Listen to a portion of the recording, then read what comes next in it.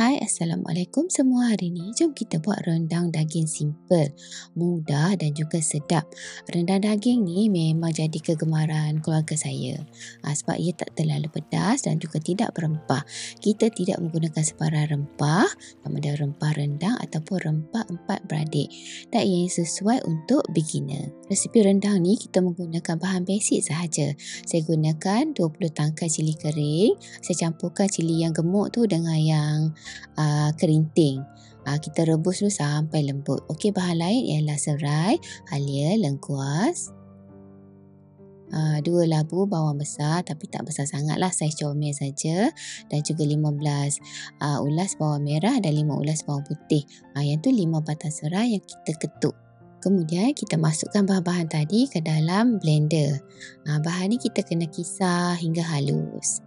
Okey, sedikit tips, kalau kita nak misal kita cepat pecah minyak, kita masukkan minyak masak. Saya tak gunakan air, kalau air tu dia lambat sikit untuk pecah minyak. Okey, minyak tu anggaran setengah cawan, lepas tu kita kisar semua bahan-bahan ni. Kemudian panaskan sedikit minyak. Minyak ni jangan banyak sangat tau, sebab tadi kita dah kisar dengan minyak. Kemudian kita masukkan 5 batang serai telah pun diketuk. Dan masukkan bahan kisar tadi. Okey, lepas tu kita tumis hingga wangi. Sampai dia terbit bau tu, dah bau semerbak satu rumah. Kemudian kita masukkan 1 sudu besar gula merah. Masa ni kalau kita nampak minyak tu kurang, kita letaklah 1 sudu, 2 sudu macam tu. Kemudian kita tumis hingga pecah minyak. Okey, nampaknya tumisan kita dah pecah minyak dan warna dia dah nampak gelap sikit. Kalau nampak dekat tepi-tepi kuali ni, dah terbit minyak. Okey, lepas tu bolehlah kita masukkan daging. Saya guna 1 kilo daging pejal. Kalau nak buat rendang, jangan guna daging batang pinang tau. Okey, lepas tu kita gaul sebati daging tu dengan bahan tumisan. Okey, nampaknya daging kita ni dah pun sebati, dah bersalur elok dah dengan kita punya tumisan. Seterusnya kita masukkan 1 kilo santan pekat. Yang ni saya guna santan segar. Okey, sebab tu lah tadi saya guna minyak tu tak banyak sangat. Sebab santan ni dia akan keluarkan minyak, dia akan terbit minyak. Kalau guna santan kotak, guna 400 ml santan, lepas tu tambah air. Okey, kemudian kita masukkan 2 asam keping dan juga 100 gram kerisik. Seterusnya kita gaul sebati semua bahan-bahan ni. Apabila dia dah sebati semua, kita tutup periuk dan kita renih menggunakan api kecil.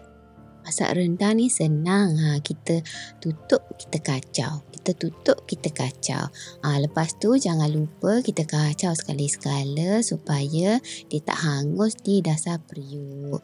Dah kacau-kacau macam ni, kita sambung renih balik.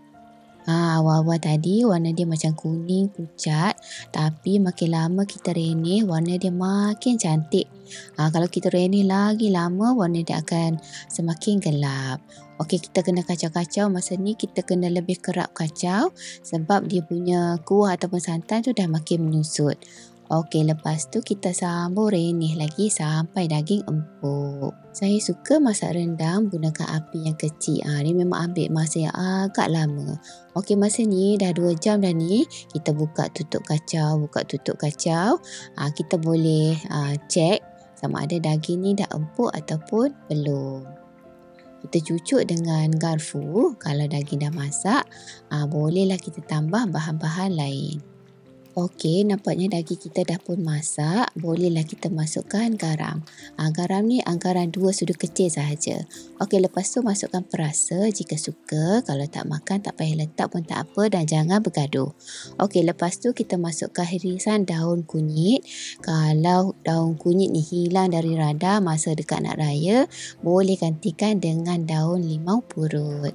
Okey, kemudian kita gaul-gaul. Lepas tu kita terus renih sampai daging ni betul-betul empuk. Saya suka rendang yang basah-basah macam ni. Okey, bagi saya yang ni dah siap dah kita punya rendang. Kalau suka tekstur rendang yang lebih kering, boleh renyah lebih lama. Total masa saya memasak rendang ni ialah lebih kurang 3 jam setengah, dekat-dekat 4 jam jugalah. Okey, lepas tu kita tabur irisan daun kunyit untuk hiasan. Dah siap dah kita punya rendang daging simple. Selamat mencuba.